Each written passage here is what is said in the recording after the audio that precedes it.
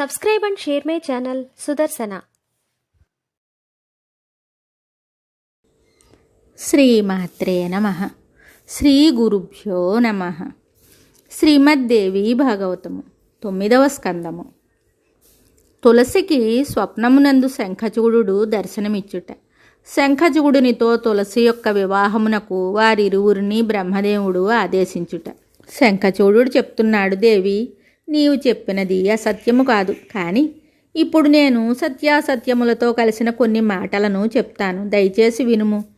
విధాత వాస్తవ స్వరూప అవాస్తవ స్వరూప అను 2 విధములకు స్త్రీలను సృజించెను.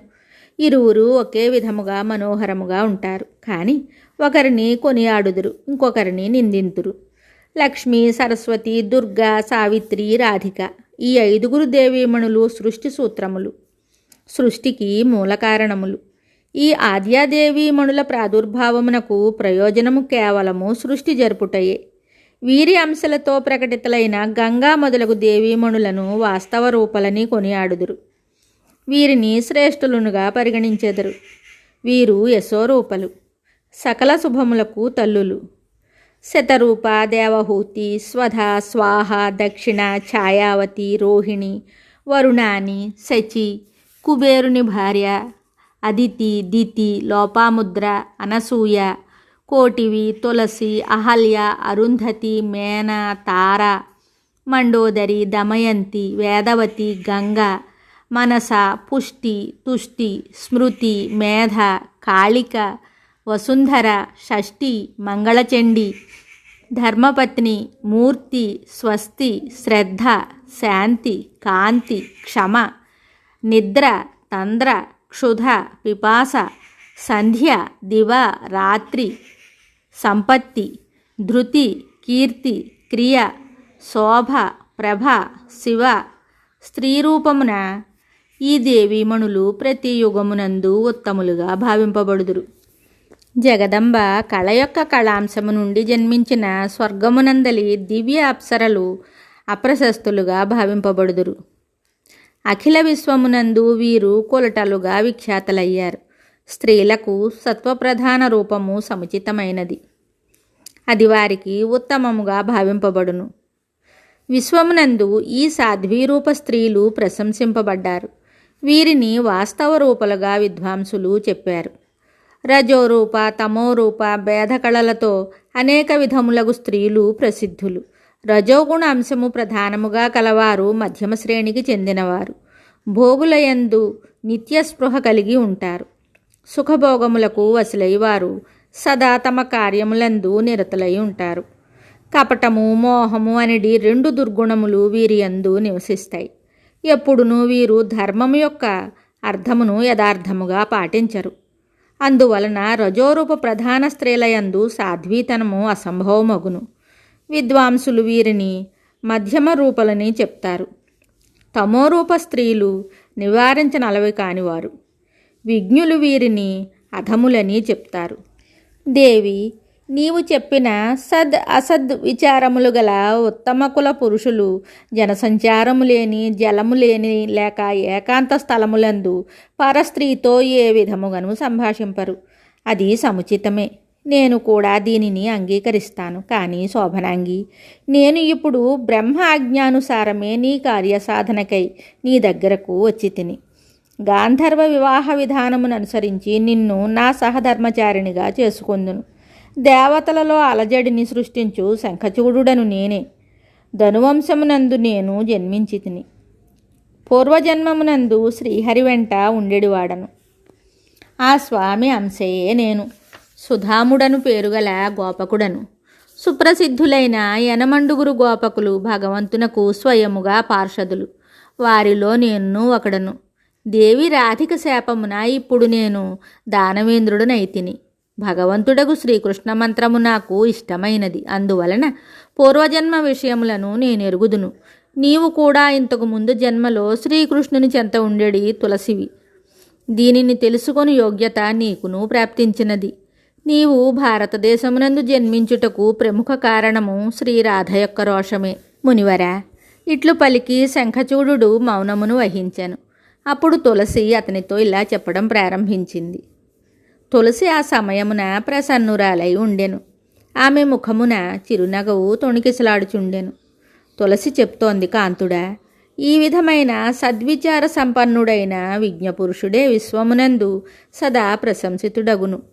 అట్టివానినే నిరంతరము తనకు పతిగా కోరుకొనుట స్త్రీ యొక్క కర్తవ్యము. సద్విచారములు గల నీ వంటి పురుషునితో నేనిప్పుడు ఓడిపోయి తిని. స్త్రీ పురుషుని జయించినచో అతడు నిందాపాత్రుడు, అపవిత్రుడు అగును. అట్టివానిని పితరులు, దేవతలు, బంధువులు అందరూ నిందించెదరు. తల్లిదండ్రులు, సోదరులు మనస్సులో అట్టివానిని నిందించుటకు వెనుకాడరు. జనన మరణ సమయమున అశౌచంతోనున్న బ్రాహ్మణుడు 10 దినముల తరువాత శుద్ధుడగును. క్షత్రియుడు 12 దినముల తరువాత, వైశ్యుడు 15 దినముల తరువాత శుద్ధులగుదురు. శూద్రుడు శుద్ధులగుటకు 1 మాసము గడవవలెను. అట్లే గాంధర్వ వివాహమును చేసుకొనిన భార్యాభర్తల సంతానము కూడా సమయానుకూలముగా పరిశుద్ధమగును. వారికి వర్ణసంకర దోషము అంటదు. ఈ విషయము శాస్త్రములందు ప్రసిద్ధము. స్త్రీచే జయింపబడిన పురుషుడు జీవితమంతయు శుచి కాజాలడు. చితియందు దహింపబడినప్పుడే ఈ పాపము నుండి ముక్తుడగును. అట్టివాడు పితరులకు ఇచ్చడి పిండమును, తర్పణమును వారు ఇష్టముగా స్వీకరించరు. దేవతలు కూడా వారు సమర్పించిన పుష్పజాలాదులను స్వీకరించుటకు అంగీకరించరు. స్త్రీ తన మనస్సును దోచుకొనినచో స్త్రీకి వశుడైన వ్యక్తి అట్టివాని జ్ఞానము, జపతపములు, హోమము, పూజలు, విద్య, యశస్సుతో ఏ విధమైన ప్రయోజనమును ఉండదు. నేను విద్యా ప్రభావము నెరుగుటకే మిమ్ములను పరీక్షించి తిని. కాంతుని పరీక్షించుటకే అతనిని పతిరూపముగా స్వీకరించుట కామినీ స్త్రీ యొక్క ప్రధాన కర్తవ్యము. గుణహీనుడు, వృద్ధుడు, అజ్ఞాని, దరిద్రుడు, మూర్ఖుడు, రోగగ్రస్తుడు, కురూపి, మిక్కిలి కోపము కలవాడు, వికారమైన ముఖము కలవాడు, కుంటివాడు, అంగహీనుడు, నేత్రహీనుడు, చెవిటి, మూగ, జడుడు, నపుంసకుడు ఇట్టి పాపి అయిన వరునికి తన కుమార్తెనిచ్చినచో అట్టి వానికి బ్రహ్మహత్య చేసిన పాపము కలుగును. శాంతుడు, గుణవంతుడు, నవయువకుడు, విద్వాంసుడు, సాధు స్వభావము గల వరుణకు తన కుమార్తెను సమర్పించిన తండ్రికి 10 అశ్వమేధ యజ్ఞముల ఫలము ప్రాప్తించును. కన్యను పెంచి పోషించి ధనలోభమున అమ్ముకొనువాడు కుంభీపాక నరకమున పడును. ఆ పాపి నరకమున ఏ స్థలమునకు పంపబడునో అచ్చట అతనికి తన కన్య యొక్క మలమూత్రములు భోజనముగా ప్రాప్తించును. కీటకముల, కాకుల ద్వారా అతని శరీరము పొడవబడును. చాలా కాలము వరకు కుంభీపాక నరకమున నివసించును. తరువాత ఈ జగత్తునందు జన్మించి నిశ్చితముగా రోగగ్రస్తుడగును. తపస్సునే సర్వస్వముగా భావించు నారదా, ఇట్లు పలికి దేవి తులసి మౌనమును వహించెను. ఇంతలో బ్రహ్మదేవుడు అక్కడకు వచ్చి ఇలా చెప్తున్నాడు, శంఖచూడా, నీవు ఈ దేవితో ఏం మాట్లాడుతున్నావు?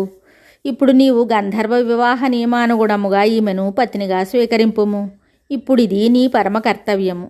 నీవు పురుషులలో రత్నము, ఈమె పరమ సాధ్వి, కన్యలలో రత్నముగా భావింపబడును. తరువాత బ్రహ్మ తులసితో చెప్తున్నాడు, పతివ్రతామణి, నీవు గుణవంతుడైన ఇట్టి పతిని ఏమని పరీక్షించెదవు?